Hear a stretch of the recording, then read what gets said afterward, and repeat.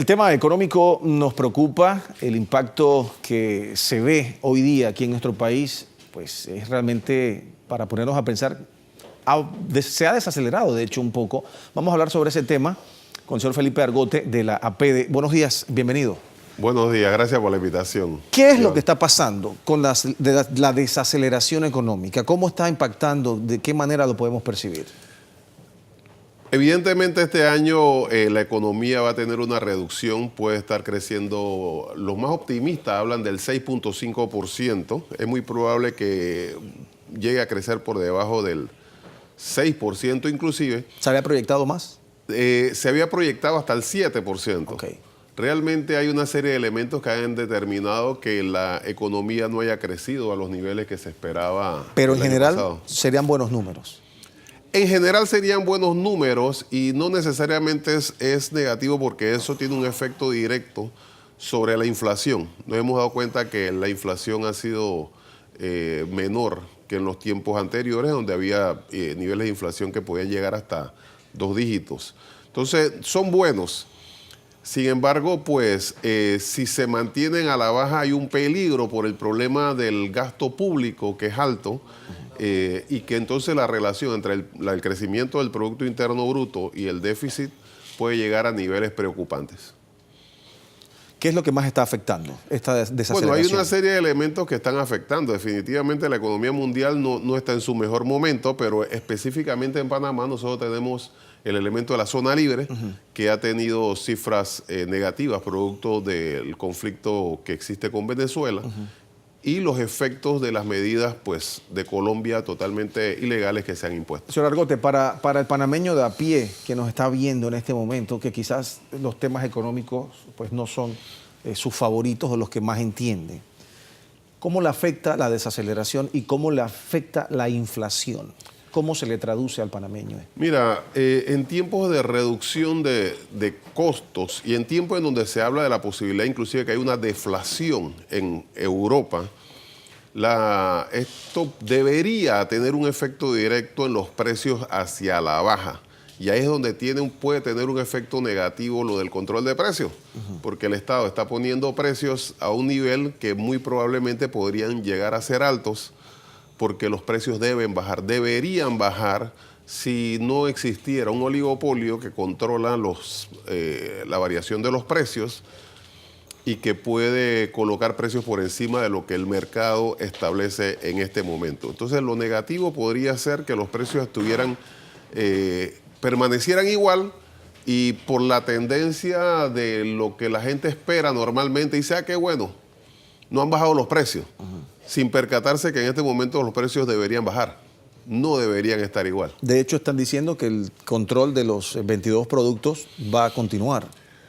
En este caso, a mi juicio, si bien es cierto, hay una serie de precios que se han mantenido debido al control, esto ha sido cubierto por una serie de precios que han subido en otros rubros. Por tanto, al final, el beneficio no ha sido lo que se ha publicitado. ¿Cuál es la recomendación entonces para nosotros, para tener un mejor control y llevar adelante una mejor economía del hogar, por ejemplo? Yo creo que específicamente donde están ubicados el problema de los precios están en los controles oligopólicos del mercado. Si hubiera mayor posibilidad de liberar o de golpear directamente a los que controlan los precios, debería haber una reducción, sobre todo ahora que el petróleo está bajando a unos niveles impresionantes y que eso debería tener un efecto sobre los precios de la comida directamente y de todos los elementos del transporte. Muchos se preguntan por qué no lo tiene. O sea, siempre hemos escuchado en años anteriores, a medida que el barril de petróleo iba subiendo, asimismo se iba incrementando el precio de todos los productos de consumo diario. Sin embargo, ahora a la inversa, que el petróleo ha bajado ya el barril al 40% menos, no vemos la reducción de productos de un 40%. Vemos una leve reducción en el precio del galón o del litro de gasolina en la estación de gasolina. Porque existen controles, porque existen grandes empresas que se pueden poner de acuerdo porque son pocas. En este caso, si hubiera mayor competencia, habría las posibilidades de que alguien entre al mercado con un precio más bajo para poder competir. Pero en la medida que son pocas las empresas en todos los rubros, en la gasolina, en los supermercados, en las tiendas, es posible. No digo que se reúnan cada semana a discutir el listado de precios, pero sabemos que hay un lenguaje a señas en donde un sector se encarga de ciertos rubros y pone los precios y es el líder del mercado y los otros simplemente lo siguen. Entonces, con ese mecanismo a señas pueden establecer precios por encima de lo que deberían estar si hubiera una real competencia en el mercado.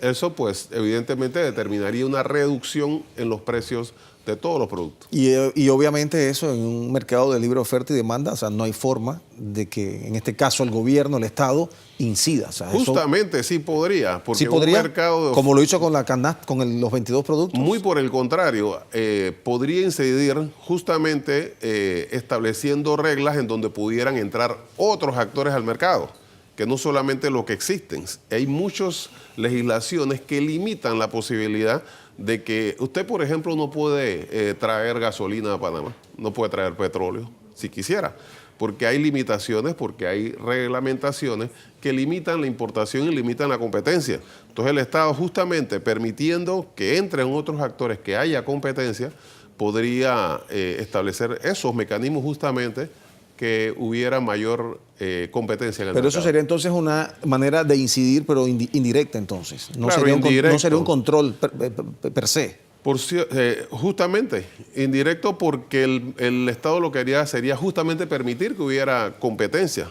No como ahora, que está estableciendo los precios finales, pero no los intermediarios. Así, por ejemplo, el vendedor de verduras y el asiático de la tienda de abarrotes es el que está pagando el control de precios, porque él está recibiendo el producto al precio que le da la gana al intermediario.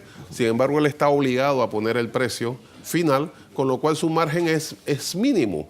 Entonces, para cubrirse, está subiendo precios de otros rubros para poder balancear, y al final el ciudadano de a pie, el que se ve afectado, además del pequeño empresario, que es el vendedor de verduras o el que vendía verduras en los semáforos, en donde primero desaparecieron y luego aparecieron no respetando las reglas del control de precio, y pues como vivimos en este país, a ese no se le aplica el control de precio, porque es lógico que si le aplicas el control de precio al que vende verduras en el semáforo, él no va a vender más porque él no va a tener margen. ¿Es necesario un ajuste en la tarifa eléctrica en este momento? En realidad eso se lo debo a los especialistas del tema, pero la lógica de la economía me demuestra que ante una reducción importante del barril de petróleo y ante un aumento muy importante de los niveles que tienen actualmente las hidroeléctricas en Panamá, que están al máximo nivel y no parece que va a haber déficit, debería más bien reducirse la tarifa eléctrica en vez de subir. Pero también depende de qué tipo de negociación a futuro en el mercado spot se hizo previamente. Aunque así fuera, siempre hay condiciones para renegociar, porque la negociación termina cuando termina. Si tú tienes un argumento sólido, puedes ir donde tus proveedores o donde tengas que ir y procurar la renegociación, porque es evidente que una reducción del 40% del barril de petróleo y un gran aumento en los niveles de agua de las hidroeléctricas, pues la expectativa que tiene cualquier persona de a pie es que eso tiene un efecto directo sobre su tarifa eléctrica. Es lo que muchos se preguntan realmente. Señor Felipe Argote, gracias por pasar por acá y compartir con nosotros sus conocimientos. Cómo no, gracias a ti por invitarme.